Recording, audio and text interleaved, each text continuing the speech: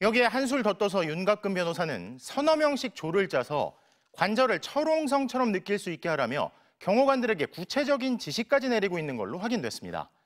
민간인 변호사가 경호관들에게 지시를 내리고 경호처 지휘부는 그 옆에 붙어서 마치 변호사처럼 피의자를 엄호해야 할 이유를 읊고 있다는 건데요.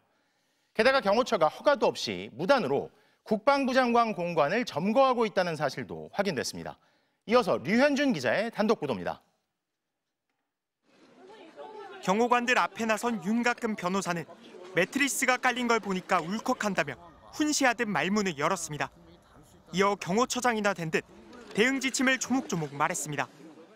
개별 행동을 하지 말고 서너 명씩 조를 짜서 움직여라.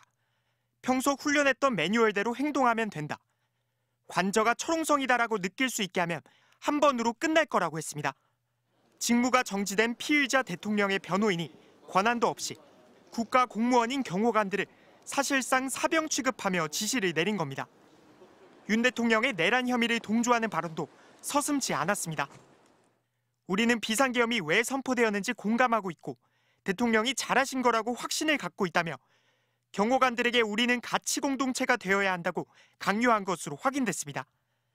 경호관들을 소집한 이광우 경호본부장도 우리를 지지하고 지키기 위해 올 분들이 더 있다며 우리가 지켜야 할 분을 지키는 게 우리를 지키는 일이라고 거들었습니다. 정치적 중립을 무르진 경호관들에게 윤석열 대통령 측에 서라고 강요하고 자기들과 운명 공동체가 되어 공권력과의 전면전에 나서라고 주문한 겁니다.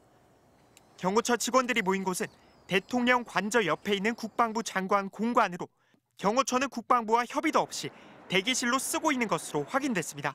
경호처에서 국방부 장관 공간을 사용하겠다고 신청을 하셨거나 허락해 주신 적 있습니까? 없습니다. 윤곽근 변호사는 미친 듯한 광란의 시기가 지나면 법률적으로 따지는 시간이 온다며 동요하고 있는 경호관들에게 법리적으로 다 변론을 하고 지원하겠다고 안심시켰습니다.